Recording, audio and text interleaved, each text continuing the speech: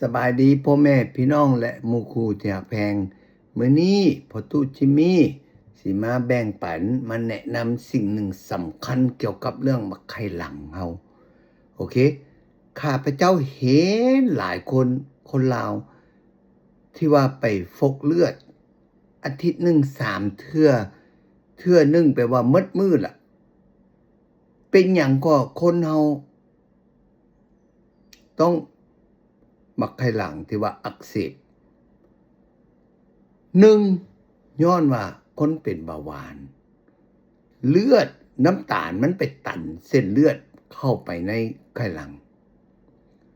2คนเป็น stroke แปลว่าน้ำมันไปตันเส้นเลือดเข้าในไขหลังเฮา3เป็นคนอ้วนคนตุ้ยเกินไป overweight อันนี้ล่ะกับปัญหาตัวหนึ่งแล้วก็มีส่วนหนึ่งที่ว่ากินอาหารสกปรกแล้ว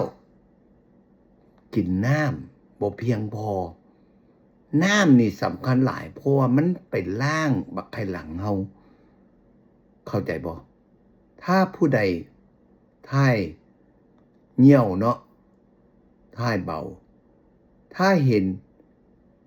เหี่ยวออกมาเป็นสีเหลืองปุกๆนี่อันนั้นละอันตรายพ่อแม่พี่น้อง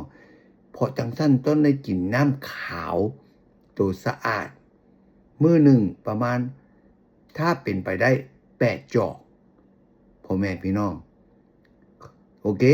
บัดนี้ข้าพเจ้าสิมาแนะนำสิ่งหนึ่งที่ว่าป้องกันบ่ให้ไข้หลังเฮาอักเสบแม่นหยังเห็นบอกพ่อแม่พี่น้องอันนี้เขาเอิ้นว่า Chinese celery ของคนจีนเห็นบอกพ่อแม่พี่น้องซื้ออยู่ตลาดเอเชียมีบ่ได้แพงมัดหนึ่ง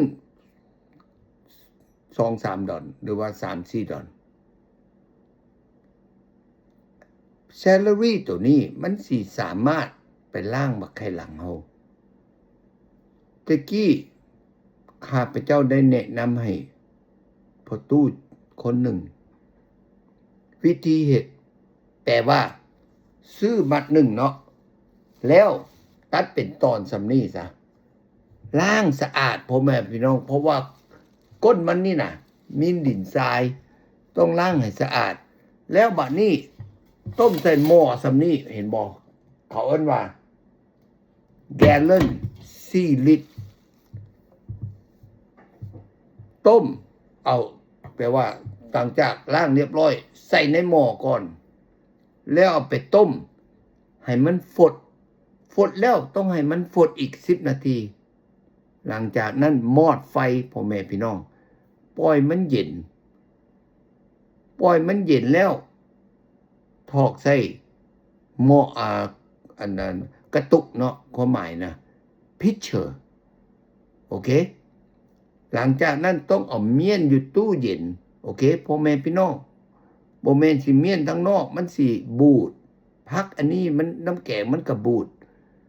แล้วตอนเช้าตื่นขึ้นมาก่อนสิไปถูแก้ว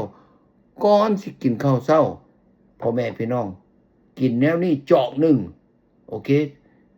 กินแต่ละมื้อจนให้มันหมดโอเคเพราะว่ามีตู้หนึ่งคือข้าพเจ้าว่ามาแนะนำเพิ่นก็เฮ็ดวิธีข้าพเจ้าสอนเพิ่นกิน 2-3 มื้อเพิ่นไปท่ายเบาเห็นกับตา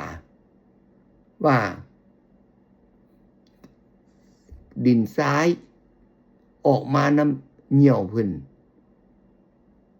ตั้งแต่นั้นมาเพิ่นบ่มีปัญหาเกี่ยวกับบักไข่หลังพ่อแม่พี่น้องคนเฮาน่ะ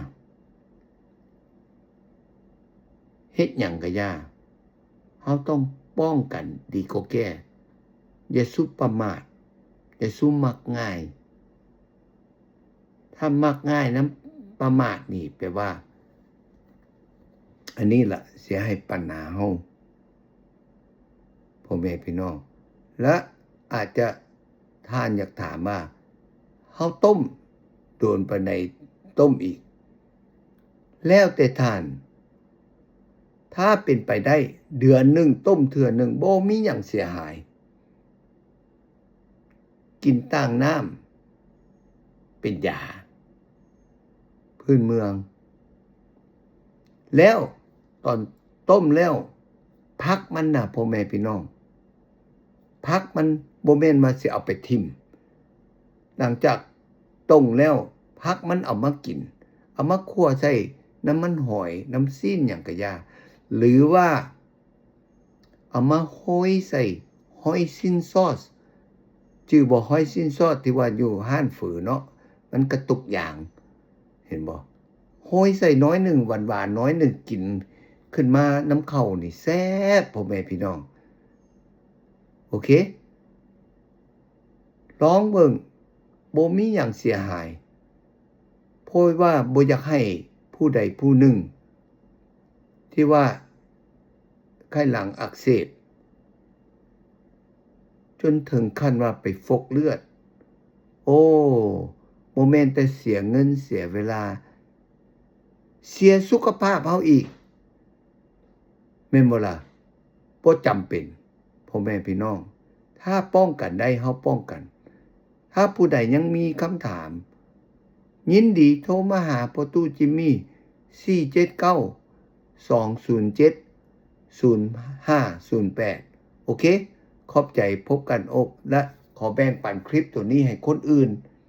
เรียนรู้โอเคเด้อขอบใจพบกันโอกาสหน้าบ๊ายบาย